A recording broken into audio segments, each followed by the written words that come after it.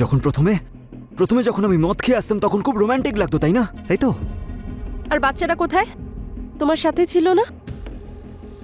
তোমার বোনের কাছে রেখে এসেছি আমি। আজ আমার খুব রোম্যান্স করতে ইচ্ছা করছে। নমস্কার, আমি হলাম কাঞ্চন অবস্থি আর স্বাগত জানাচ্ছি ক্রাইম চক্রের একটা নতুন এপিসোডে একটা নতুন কাহিনী নিয়ে।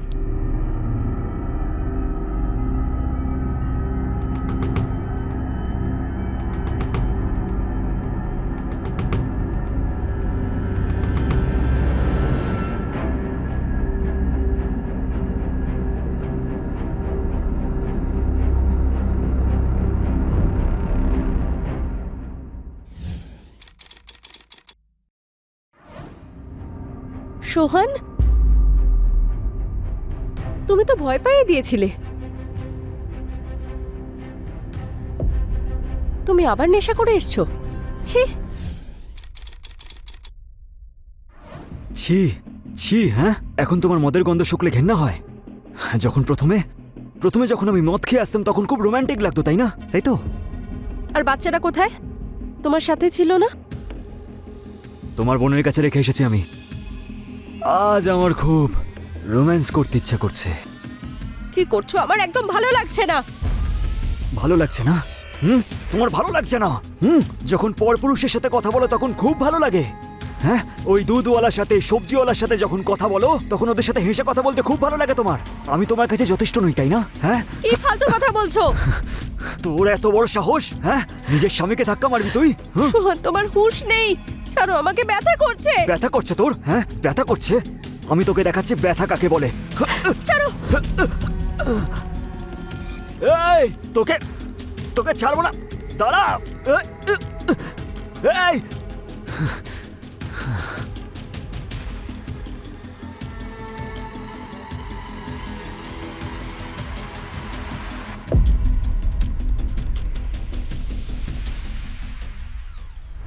আমাদের সমাজ প্রায়শই মহিলাদের নিজেদের শারীরিক চাহিদা মেটানোর একটা খেলনা ভেবে এসেছে। ভালোবাসা এমন জিনিস যা একজন মানুষকে অন্ধ করে দেয়। ভালো খারাপ ঠিক ভুলের বিষয়ে ভাবনা চিন্তা করার ক্ষমতা মানুষের ধীরে ধীরে ভালোবাসায় পড়ে কমে যায়। তবে আমরা ভালোবাসাকে দোষ দিতে পারি না। এটা তো আলাদা আলাদা মানুষের ওপর ডিপেন্ড করে যে তাদের ভালোবাসার পরিভাষা আসলে কি। কিছু লোক ভালোবাসায় খুন করা, মেয়েদের মুখে অ্যাসিড ছুঁড়ে মারা বা এমনই অনেক অপরাধকে ভালোবাসা মনে করে থাকে, কিন্তু বাস্তবে এটা ভালোবাসা নয়, পাগলামি। ভালোবাসা যখন সমস্ত সীমা লঙ্ঘন করে তখন তা পাগলামিতে পরিণত হয়। এমনই কিছু সোহনের সঙ্গেও হচ্ছিল। আর কিছু বছর পরে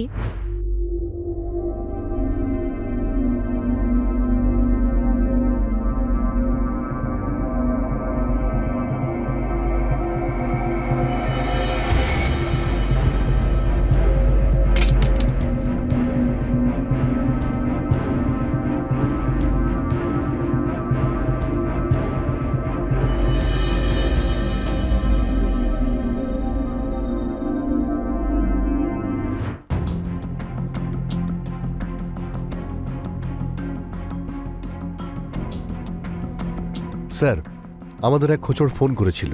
ও একজনকে বাড়িতে অস্ত্র লুকোতে দেখেছে। অ্যাড্রেস পেয়ে গেছি। রাজদীপ, এই শহরে ক্রাইম অনেক বেড়ে যাচ্ছে, যার একটা কারণ এটাও। এইসব অবৈধ হাতিয়ারের সাপ্লায়ার। আমাদের এক্ষুনি ওইসব জায়গাতে রেড করে হাতিয়ার বাজেয়াপ্ত করা উচিত। আর হতে পারে এই লোকটা থ্রু দিয়ে বড় সাপ্লায়ার পর্যন্ত পৌঁছতে পারবো। চলো। Okay sir.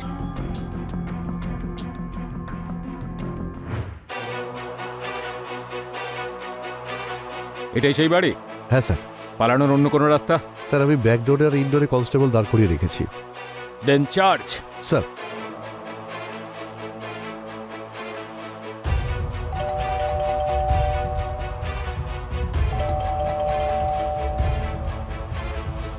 এই সময় আমার কে ভাই?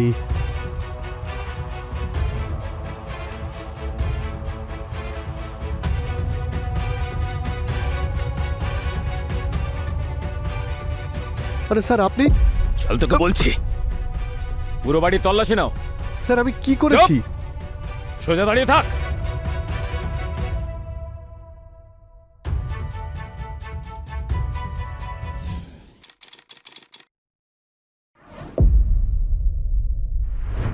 সোহন আর গায়ত্রীর গল্পের সঙ্গে সেখানে আরও একটা গল্প চলছিল, ঋষভের গল্প। সোহন আর গায়ত্রীর ঝগড়ার কিছু বছর পরে ঋষভ নামের এক ব্যক্তি অবৈধ হাতিয়ার সমেত ধরা পড়ে। পুলিশ এক সূত্র মারফত জানতে পারে যে এক ব্যক্তি কিছু অবৈধ হাতিয়ার নিজের ফ্ল্যাটে লুকিয়ে রেখেছে। পুলিশ রেড করে ঋষভ নামের এই ব্যক্তিকে কিছু হাতিয়ার সমেত গ্রেফতার করে নেয়। তবে কি দুটো ঘটনাই একে অপরের সঙ্গে সম্পর্কিত? আসুন দেখা যাক।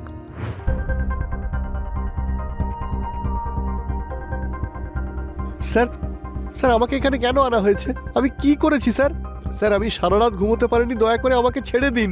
তোকে ছেড়ে দেব যাতে তুই বাইরে গিয়ে আবার অবৈধ হাতিয়ারের সাপ্লাই শুরু করতে পারিস আর শহরে ক্রাইম বাড়তে থাকুক। বল, তোর গ্যাংয়ে আর কে কে আছে বল। গ্যাং? স্যার আমার কোনো গ্যাং ট্যাং নেই, সত্যি বলছি আমি খুবই সাধারণ ছেলে। এই পাশে আমার ক্যাফেও আছে। মনে হচ্ছে স্যারে ভালো কথায় মুখ খুলবে না। স্যার, স্যার বল স্যার, তোর বাকি সঙ্গীরা কোথায় বল? স্যার আমার কোনো সঙ্গী টঙ্গী নেই, আমি কিছু করিনি। তাহলে তোর বাড়ি থেকে হাতিয়ার কি করে পাওয়া গেল? 8খানা তলোয়ার, 3টে রাইফেল আর একটা জার্মান মেড পিস্তল। এবার মুখ খুলবি? স্যার ওই তলোয়ার আর পিস্তল ওগুলো আমাদের পূর্বপুরুষদের অস্ত্র রাখার আমাদের বাড়িতে একটা নিয়ম আছে। স্যার আমি আর কিছুই করিনি। আমাদের খোঁচর তোকে গাড়ি থেকে হাতিয়ার বের করে বাড়িতে লুকিয়ে রাখতে দেখেছে।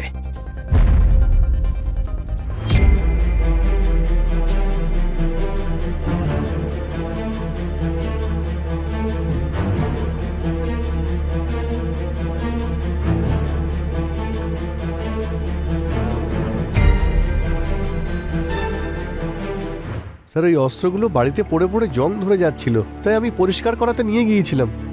তোর কাছে ওই অস্ত্রগুলো লাইসেন্স রয়েছে? না স্যার। তাহলে তোর হয়ে গেল। এ স্টেটমেন্ট নাও আর কেস ফাইল করো। স্যার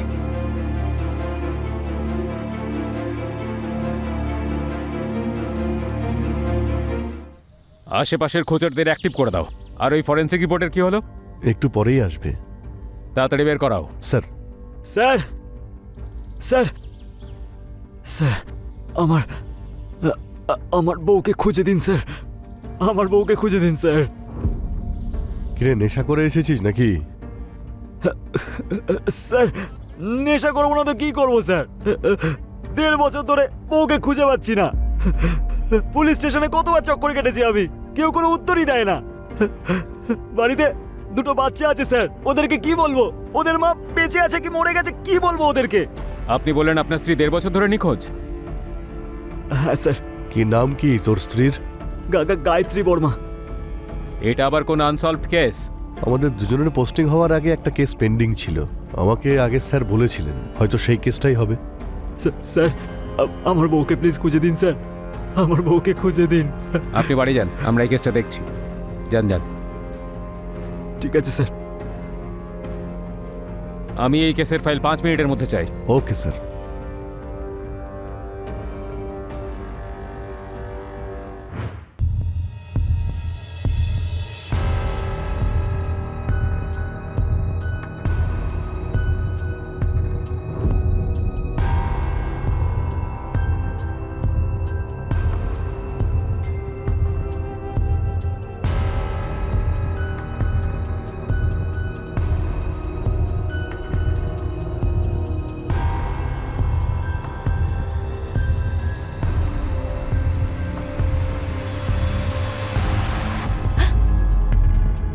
রমেশবাবু আপনি এখানে?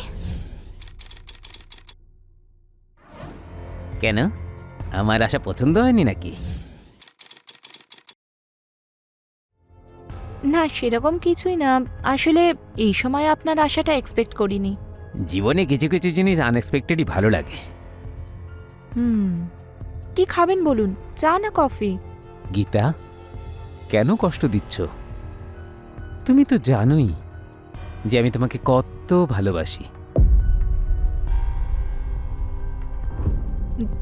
দেখুন রমেশবাবু, আমি আর কি দেখব, দেখবে তো তুমি। আমি খুব ভালো করে জানি যে তুমি ওই ঋষভকে কিভাবে প্রেমে ফাঁসানোর চেষ্টা করছো। রমেশবাবু ওটা আমার ব্যক্তিগত ব্যাপার। আর প্রত্যেকদিন তোমার বাড়িতে আলাদা আলাদা পুরুষের আসা, সেটাও কি ব্যক্তিগত ব্যাপার? ওরা সবাই আমার বন্ধু। আমি বিল্ডিংয়ের সেক্রেটারি, ওয়াচম্যান নই যে তুমি যা বলবে আমি মেনে নেব। যদি তুমি আমার চাহিদা না মেটাও না, তাহলে এই বিল্ডিংয়ে থাকাই মুশকিল করে দেব।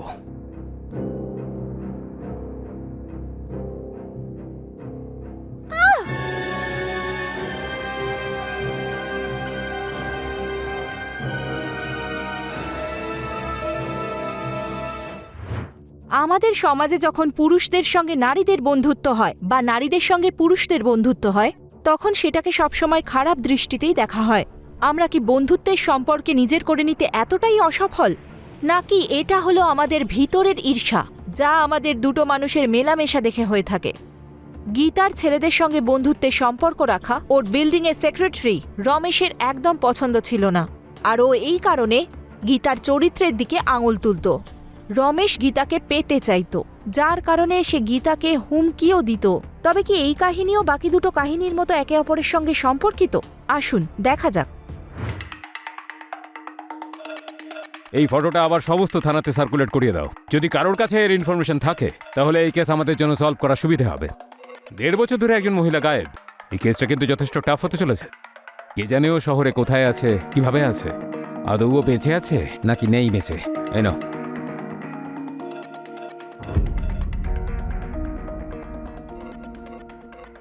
কি হলো? স্যার, এই মহিলার ছবিটা আমি কোথাও দেখেছিলাম। হ্যাঁ স্যার, মনে পড়েছে। অস্ত্রের জন্য আমরা যখন ঋষভের বাড়িটা তল্লাশি করছিলাম, তখন ওখানেই দেখতে পেয়েছিলাম।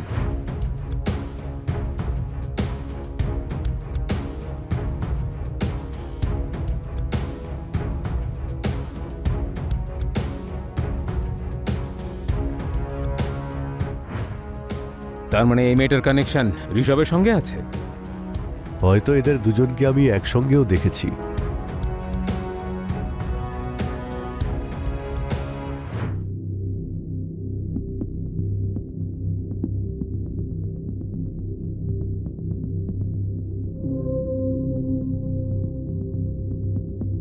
বল, এই মহিলা কোথায়? স্যার, এ তো গায়ত্রী। কিভাবে চিনিস একে? স্যার, এই মেয়েটা আমার কাছে একবার সাহায্য চাইতে এসেছিল। হ্যাঁ, আমার মনে পড়েছে। তুই বিলানগরের ক্যাফেতে কাজ করতিস না? কিছুদিন আগে তুই এই মহিলাকে খাবার দিতে এসেছিলি। শোন, একটা পাও ভাজি নিয়ে আয়। ঠিক আছে স্যার, 2 মিনিট আপনি বসুন।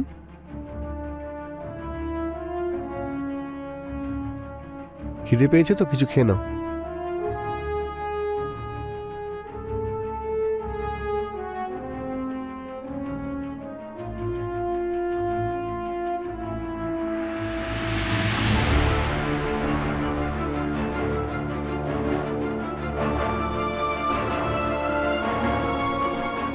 হ্যাঁ স্যার, এই মেয়েটা ওর স্বামীর কাছ থেকে এখানে পালিয়ে এসেছিল। খুব খিদে পেয়েছিল বেচারির। হ্যাঁ, আমার মনে আছে। এর জন্য তোকে আমি প্রশংসাও করেছিলাম। কিন্তু এই মহিলার ছবি তোর বাড়িতে কেন এলো? স্যার, ওই ঋষভ পুলিশকে বলল যে সোহন কিভাবে গায়ত্রীর জীবনটাকে নরক করে রেখেছিল, আর সে কিভাবে গায়ত্রীকে রোজ টর্চার করত। এই কথাটা গায়ত্রী সবার কাছ থেকে লুকিয়ে রেখেছিল, কিন্তু যখন সব সীমা অতিক্রম হলো, গায়ত্রী সেখান থেকে পালিয়ে গেল। গায়ত্রী নিজের বাচ্চাদের সোহনের কাছেই রেখে এসেছিল। হয়তো ও সুযোগ পায়নি নিজের বাচ্চাদের সঙ্গে করে নিয়ে যাওয়ার, অথবা হয়তো সে বাচ্চাদের সঙ্গে নিয়েই যেতে চায়নি। কিছুদিন পর্যন্ত গায়ত্রীকে ঋষভ দেখতে পায়নি, কিন্তু হঠাৎ করে 1 বছর পর গায়ত্রী ঋষভকে খুঁজতে খুঁজতে ক্যাফেতে পৌঁছয়। সেখান থেকে সে জানতে পারে ঋষভ নিজের দোকান খুলেছে। ও ঋষভের সঙ্গে দেখা করে আর ওর সঙ্গেই থাকতে শুরু করে, আর আস্তে আস্তে সময় এগোতে থাকে। স্যার, যদি আপনাদের জিজ্ঞাসাবাদ করারই থাকে তাহলে গীতাকে করুন। ও আমার সোসাইটিতেই থাকে। ও গায়ত্রীকে নিয়ে খুব জেলাসি করত, আর 2-1 বার তো ওদের মধ্যে খুব বড় ঝগড়াও হয়েছিল স্যার। চলো এই গীতার সঙ্গে কথা বলা যাক।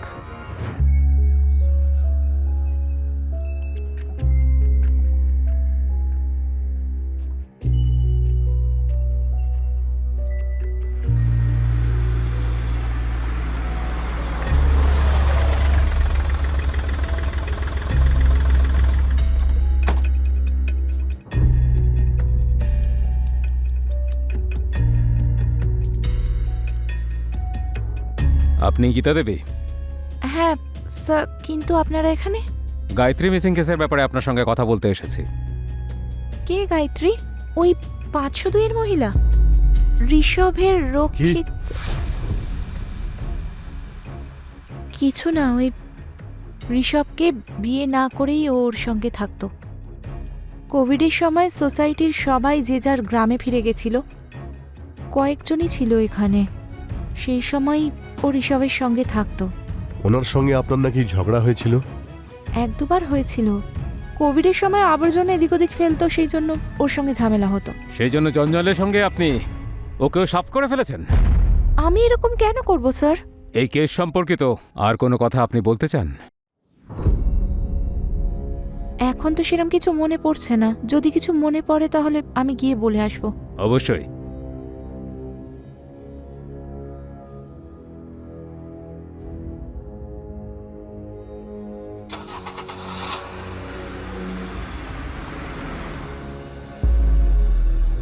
তুমি কি পুলিশের কাছে আমার বিরুদ্ধে কমপ্লেন করেছো নাকি? রমেশ বাবু, বিহেভ ইয়োরসেলফ।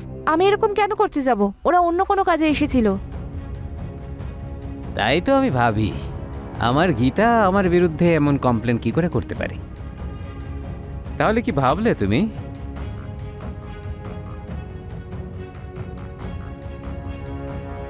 গীতা রমেশের এমন ব্যবহারের জন্য খুবই বিরক্ত হয়ে গেছিল। ও ভাবল এটাই সঠিক সুযোগ পুলিশকে সবকিছু বলে দেওয়ার, যে রমেশ কিভাবে প্রত্যেকটি মহিলার ওপর খারাপ নজর দেয়। আর রমেশ গায়ত্রীকেও নিজের লালসার শিকার করার চেষ্টা চালাচ্ছিল। এভাবে রমেশের হাত থেকেও বাঁচতে পারবে।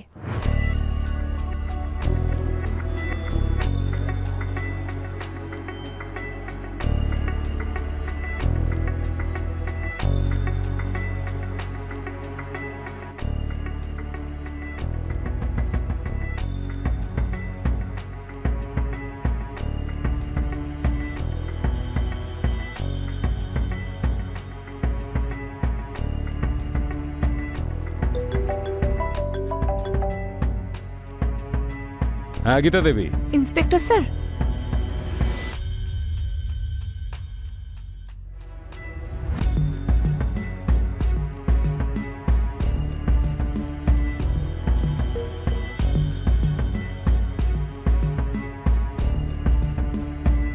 ঠিক আছে, সাবধানে যেও, কেমন? ঠিক আছে, তুমি চিন্তা করো না। ওকে, বাই। বাই।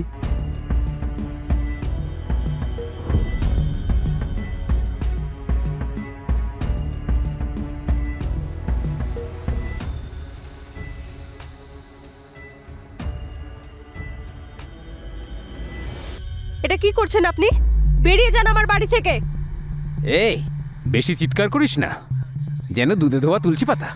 একে তো বিয়ে ছাড়াই এখানে ঋষভের সঙ্গে থাকছিস, আর আমি একটুখানি ছুঁয়ে দেখেছি বলে চিৎকার করবি? কি করছেন আপনি? কি করছেন? ছাড়ুন, ছাড়ুন, ছেড়ে দিন আমাকে।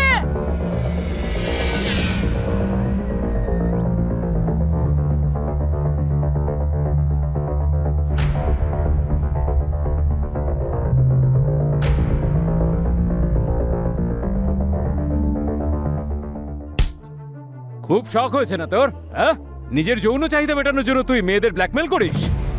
বল গায়ত্রী কোথায়? স্যার, আমার কিচ্ছু জানা নেই স্যার, আমাকে ছেড়ে দিন স্যার।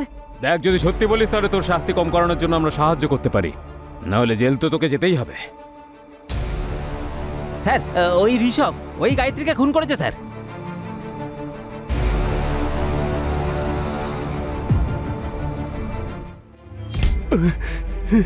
কেন মেরেছিস গায়ত্রীকে? স্যার, ওই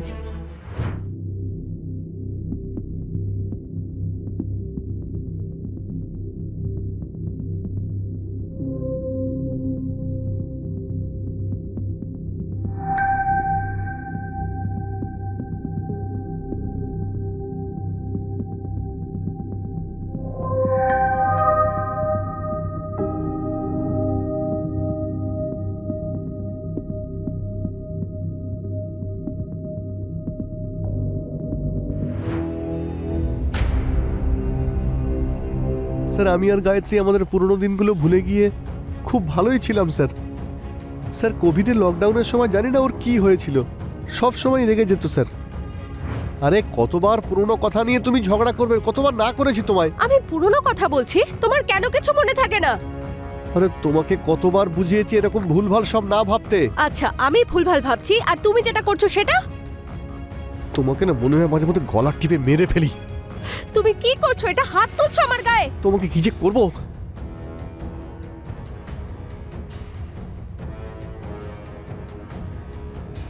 তারপর একদিন জানি না আমার কি হয়েছিল, আমি আমার ধৈর্য হারিয়ে ফেলি। স্যার, বল বল, ডেড বডি কোথায়?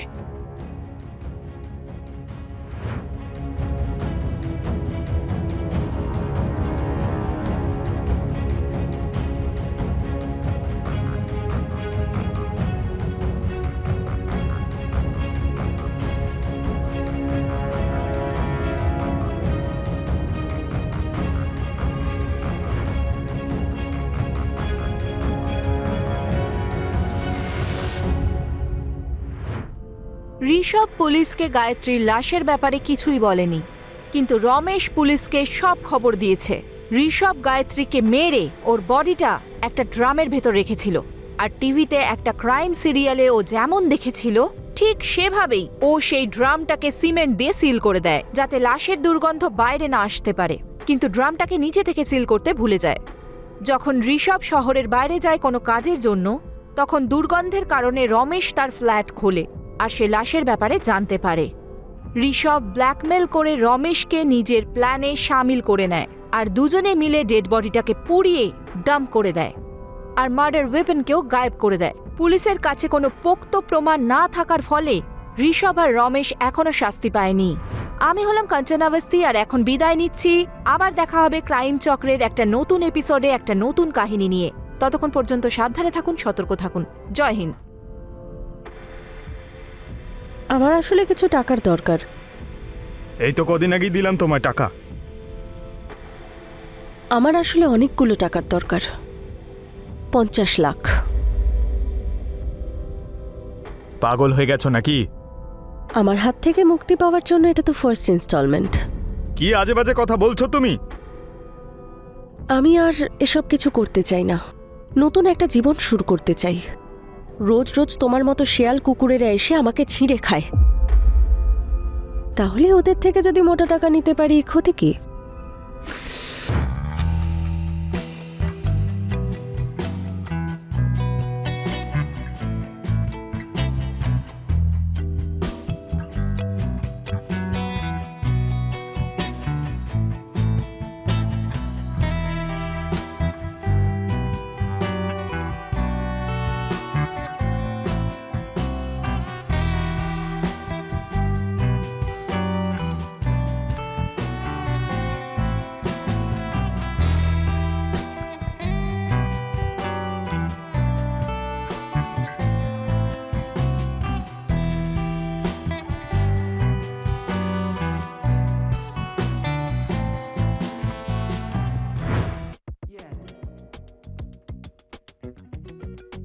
দেখ না, আমি তো এই কন্টেস্টে এইবারেও সিলেক্টেড হতে পারলাম না রে।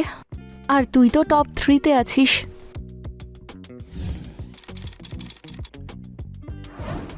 টপ 3 কি বলছিস?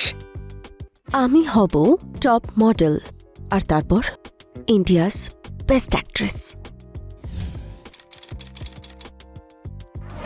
মানুষের এত বড় স্বপ্ন দেখা উচিত নয়, জানিস? স্বপ্ন বড় হলে তবেই তো আমি আকাশ ছুঁতে পারবো।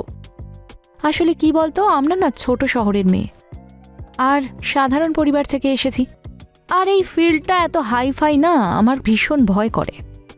তুই না সিলেক্ট হোসনি তো, তাই লুজারের মতো কথা বলছিস। আমাকে দেখ, ইন্ডিয়ার টপ ব্র্যান্ডসের অ্যাড করে ফেলেছি। তোর মতো অ্যাডভান্স নই তো না। এতে আবার অ্যাডভান্সের কি হলো? চেষ্টা কর, সাফল্য আসবেই। আচ্ছা, ওই দরজা বন্ধ করে পরিশ্রমটা আমার দ্বারা হয় না রে। What do you mean? তুই ভালো করে জানিস আমি কি বলছি, আর সবাই এটাই বলে, that you are sleeping around. How dare you! তুই যে বলিস তুই আমার বন্ধু, আর তুই আমাকে এইসব বলছিস, একটুও লজ্জা করে না? তোর করতে লজ্জা করে না, আর আমার বলতে করবে? তুই বেরো এখান থেকে, আউট, গেট লস্ট।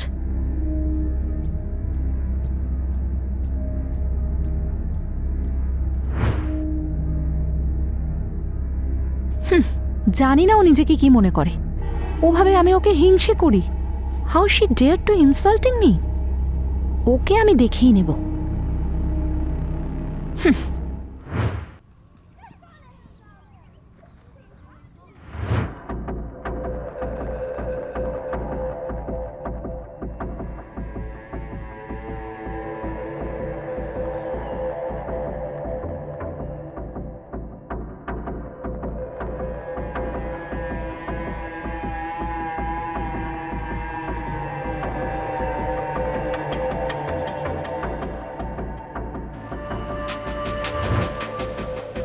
কে ওখানে? ওখানে কে?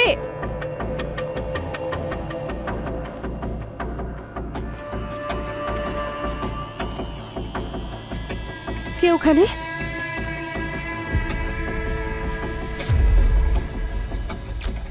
দরজা খোলাই রয়েছে। কে জানে আমার কি হচ্ছে আজকাল। দরজা বন্ধ করতেই ভুলে গেছি আমি।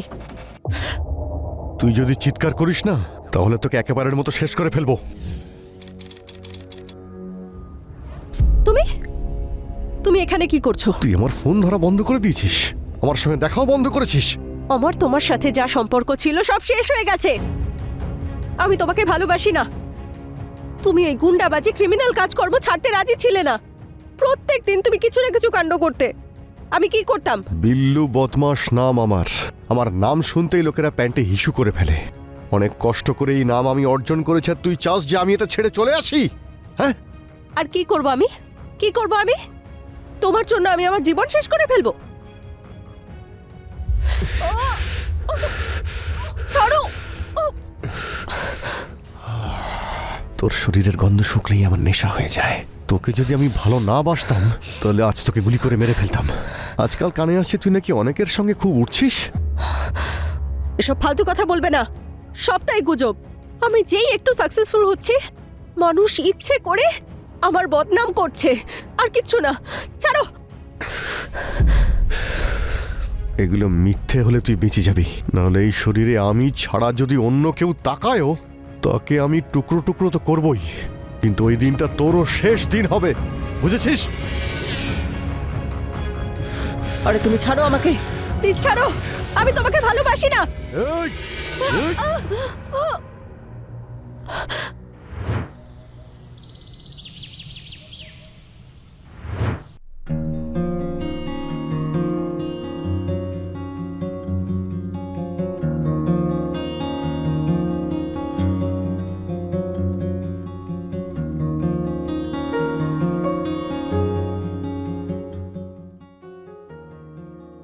সুষমা, তুই? দেখ, আমি এখন কোনো ভাবনা চিন্তা করার মতো অবস্থায় নেই। তুই যা। একবার শুনবি তো আমি কি বলছি? প্লিজ শোন। কি শুনবো আমি? কি শুনবো? এটাই যে তুই এদিক ওদিক থেকে যা শুনে এসেছিস সেটা তুই এখন আমাকে শোনাবি। আই এম সরি রে। আই নো যে আমি জেলাস ফিল করছিলাম। আমরা এত ভালো বন্ধু, কিন্তু আমরা তো কম্পিটিটর ছিলাম, তাই জেলাস ফিল হওয়াটা খুব নর্মাল ব্যাপার। বোঝার চেষ্টা কর। ডু ইউ রিয়েলি রিয়েলাইজ যে একজন বেস্ট ফ্রেন্ডের মুখ থেকে এইরকম কথা শোনা কতটা কষ্টদায়ক? এতটা কষ্ট তো ফ্যামিলির লোকেদের টন শুনেও হয় না। শোন না, আমাকে ক্ষমা করে দে সোনা। সেই জন্যই তো ক্ষমা চাইতে এসেছি, বল। I am getting jealous, I know that, কিন্তু প্লিজ ক্ষমা করে দে রে। I will control myself, okay? Sorry. তুই তো একটা কিউট ছোট্ট মেয়ে। আচ্ছা শোন না, কি হলো রে? এটা কি করে হলো? তুই আবার বিল্লুর চক্করে পড়লি না তো? কাল রাতে এসেছিল রে। কে জানে কে যে আমার সম্পর্কে কি বলেছে। ওর মনে হচ্ছে আমার কারোর সাথে অ্যাফেয়ার চলছে। ভীষণ রেগেছিল।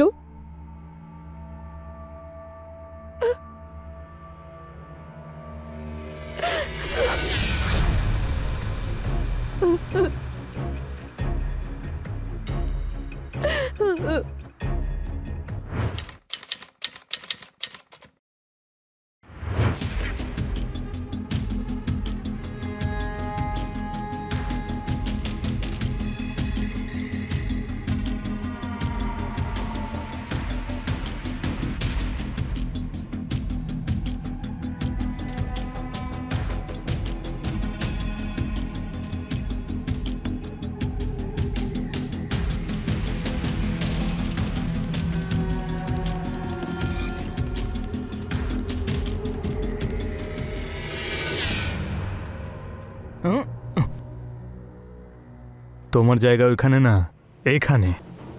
কোথায় ছিলে? আজকে অনেক দেরি করে ফেললে আসতে।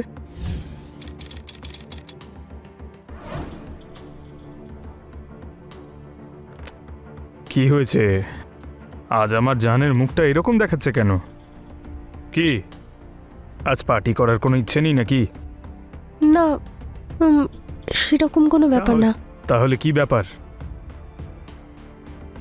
বিল্লু এসেছিল কাল রাতে। আর তুমি আবার ওর সঙ্গে? এক তো তোমাদের এই মেয়েদের চোখের জলের জন্য আমাদের সব পুরুষদের জীবন একেবারে শেষ হয়ে গেল। আচ্ছা ঠিক আছে, কেঁদো না। তুমি যদি বলো ওই বিল্লুর একটা ব্যবস্থা করব। না না থাকবে বাঁশ আর না বাজবে বাঁশি। না,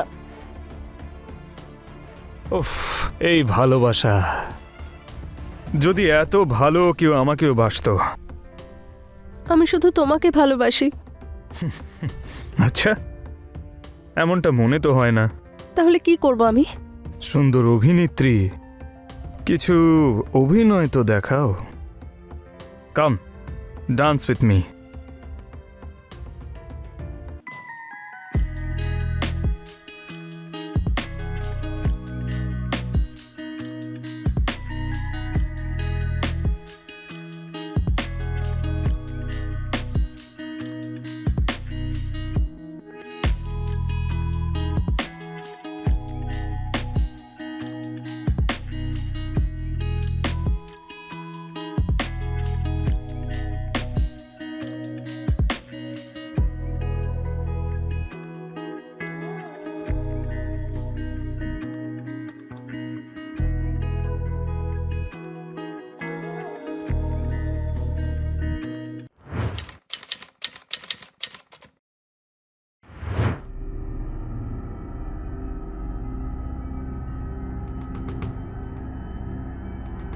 স্যার, রঙ্গনাথ খাড়ির কাছে একটা ডেড বডি পাওয়া গেছে।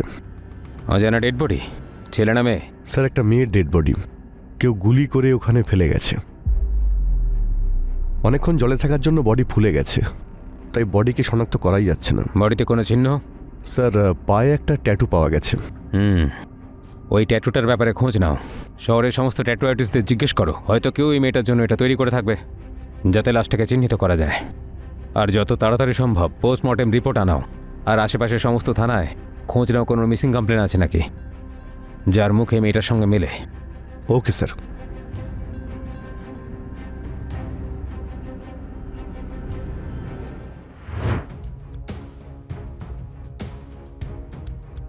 স্যার, সুষমা নামের একজন অ্যাক্টর আছে। উনি কয়েকদিন আগে পাতলিপাড়া পুলিশ স্টেশনে নিজের বন্ধুর মিসিং কমপ্লেন লিখিয়েছেন। ওনার বান্ধবী লেখা 15-20 দিন ধরে নিখোঁজ। ওকে নিয়ে যাও আর ট্যাটু দিয়ে বডিটা শনাক্ত করাও ফার্স্ট। আচ্ছা স্যার।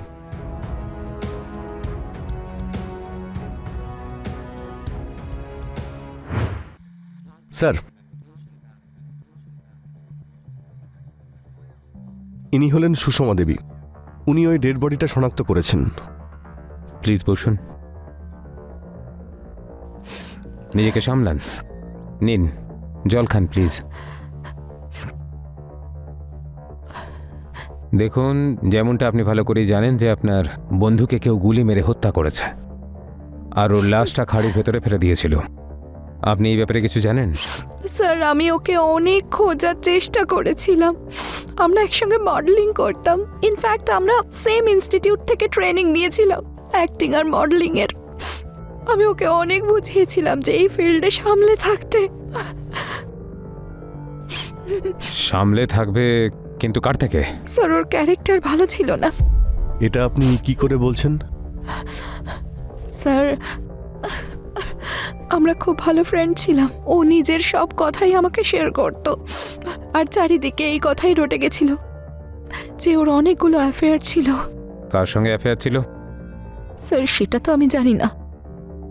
মানে শুধু গুজব শুনেই একজন মেয়ে হয়ে নিজের বন্ধুকে সন্দেহ করছেন, ওকে বদনাম করছেন? না স্যার, আমি ওকে অনেক আটকেছিলাম, অনেক বুঝিয়েছিলাম। আমার তো মনে হচ্ছে এই কাজটা ওই বিল্লোর। স্যার, ওই বিল্লু বদমাস? ওই হিস্ট্রি সিটার? কিন্তু লেখার সঙ্গে বিল্লুর কি সম্পর্ক?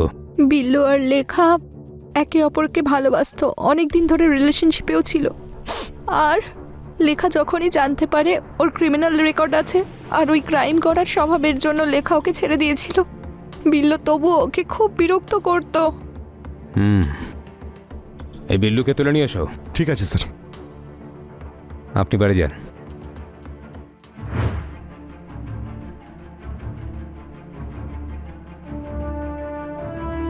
কি হয়েছে? স্যার বিল্লু পালিয়ে গেছে। আমার মনে হচ্ছে এই খুনের পিছনে ওরই হাত থাকতে পারে। না, আমার এই কেসটা এতটা সহজ মনে হচ্ছে না। স্যার সুষমা দেবী তো বললেন যে লেখাকে ও বিরক্ত করত, আর এখনও পালিয়েছে। কে জানে কেন, কিন্তু সুষমার কথা আমার বিশ্বাস হচ্ছে না। কেন স্যার? একটা পয়েন্ট তো এটাই যে একটা মেয়ে যে 1 মাস ধরে নিখোঁজ আর ওর ক্লোজ ফ্রেন্ডও, কিন্তু সুষমা শুধুমাত্র একটাই কমপ্লেন করেছে। ওকে আর কোনো খোঁজার চেষ্টাও করেনি, ওর বাড়ির লোককেও বলেনি, আর অন্য কোনো অ্যাকশনও নেয়নি। আর দ্বিতীয় পয়েন্ট স্যার? অন্য পয়েন্টটা এই ফাইল থেকেই জানা যাবে। তুমি লেখার কল ডিটেলস পেয়েছো? এর মধ্যেই আছে স্যার। এতে তো এরকম কিছুই নেই। ঠিক আছে, মার্ডার স্পটে তুমি কোনো ফোন পেয়েছিলে? না স্যার। একটা কাজ করো, লেখার ব্যাংক ট্রানজ্যাকশন ডিটেলস বের করো ফার্স্ট। ঠিক আছে স্যার।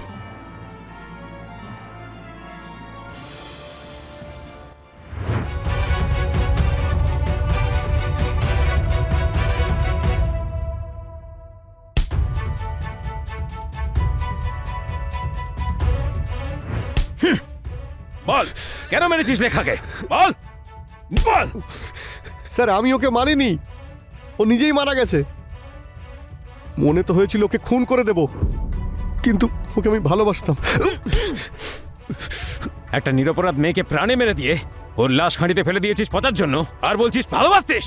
নিরাপরাধ, আর ও চরিত্রহীন মহিলা ছিল। ভালো হয়েছে ও নিজেই মারা গেছে। আর তুই তো একেবারে নির্দোষ। হ্যাঁ, যেন দুধে ধোয়া তুলসী পাতা। তোর নামের লম্বা ক্রাইম লিস্ট আছে আমাদের কাছে।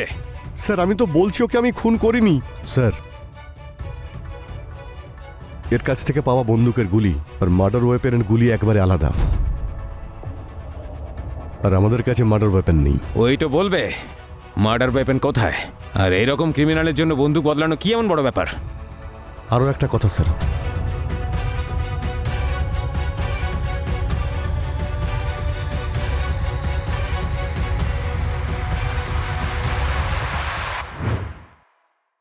শ্যাম। হ্যাঁ স্যার। হ্যাঁ স্যার।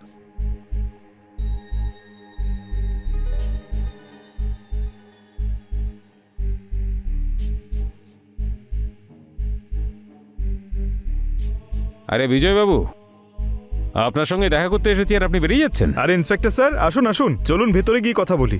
না না, আমরা কিছু প্রশ্ন করতে এসেছি। আসলে আপনি তো বড় লোক মানুষ, আপনার সঙ্গে দেখা করতে গেলে তো অ্যাপয়েন্টমেন্ট নিয়ে আসতে হয়, তাই ভাবলাম যে ডিরেক্ট এসে দেখা করি। খোঁজ খবর? আরে আমি আপনার কোন কাজে লাগতে পারি? একটা মেয়ের মার্ডার হয়েছে, ওর নাম ছিল লেখা। লেখা? না, এই নামের মেয়েকে তো আমি চিনি না। মনে করে দেখুন, যদি আপনার মনে পড়ে যায়। স্যার, আমি যদি কাউকে একবার দেখে নিই না, তাকে কোনোদিন ভুলি না। আর এই নামের মেয়েকে আমি চিনি না। তাহলে এর ব্যাংক অ্যাকাউন্টে আপনার ব্যাংক অ্যাকাউন্ট থেকে এমনি এমনি টাকা যাচ্ছিল? আমার অ্যাকাউন্ট থেকে? একবার মুখটা তো দেখান। এই যে। আচ্ছা, একে আমি একটা অ্যাডভার্টাইজমেন্টে দেখেছিলাম, ওরই পেমেন্ট করেছিলাম হয়তো। এ তো বোধহয় পুরো জীবনে এত অ্যাড করেনি যতটা এর অ্যাকাউন্টে ট্রানজ্যাকশন হয়ে আছে। আর মার্ডারের কিছুক্ষণ আগে ওর লোকেশন এখানেই ছিল, আই মিন ওর অন্য ফোনটার। আর ওই ফোনটাও আমরা খুঁজে পেয়ে গেছি। নিয়ে চলো ওকে। আরে স্যার শুনুন। আরে আরে শুনুন চলুন না। চলুন, সব শুনবো। চলুন, অনেক গল্প করব। বল, লেখার সাথে তোর কি সম্পর্ক আছে? তোর বিরুদ্ধে প্রমাণ আছে আমাদের কাছে। সারা জীবন জেলে পচবি, আর তোর জামিনও হতে দেব না। বল। স্যার, লেখার সঙ্গে আমার এক্সট্রা ম্যারিটাল অ্যাফেয়ার ছিল, আমি ওকে খুব পছন্দ করতাম। এই জন্য তুই ওকে খুন করে দিবি? না স্যার, ও তাহলে সত্যিটা কি বল? স্যার স্যার সত্যি সত্যি বলছি স্যার। স্যার, ও আমাকে ব্ল্যাকমেল করছিল স্যার। আমার আসলে কিছু টাকার দরকার। এই তো কদিন আগেই দিলাম তোমায় টাকা। আমার আসলে অনেকগুলো টাকার দরকার। 50 লাখ। পাগল হয়ে গেছো নাকি? আমার হাত থেকে মুক্তি পাওয়ার জন্য এটা তো ফার্স্ট ইনস্টলমেন্ট। কি আজে বাজে কথা বলছো তুমি? আমি আর এসব কিছু করতে চাই না, নতুন একটা জীবন শুরু করতে চাই। রোজ রোজ তোমার মতো শেয়াল কুকুরেরা এসে আমাকে ছিঁড়ে খায়, তাহলে ওদের থেকে যদি মোটা টাকা নিতে পারি ক্ষতি কি? শোন, তোর মতো সস্তা মেয়েরা না আমার চারপাশে রোজ ঘুরে বেড়ায়, বুঝেছিস? কিন্তু তারা নিশ্চয়ই ভিডিও বানায় না। ভিডিও?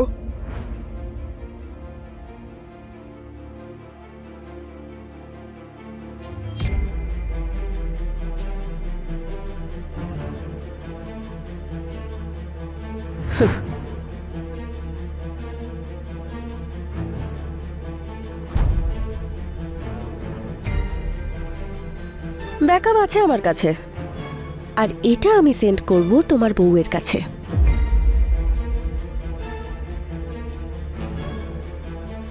তোমার কাছে আর বাঁচার কোনো রাস্তা নেই, চুপচাপ টাকা ট্রান্সফার করে দাও।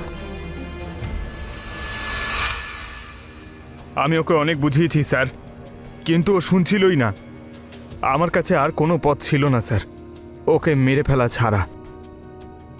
এবারে এই আরামের জীবন ছেড়ে তুই জেলে থাকার অভ্যেস করে নে, কারণ মার্ডার ওয়েপেনটা পেলেই তুই গড়াদের পেছনে থাকবি।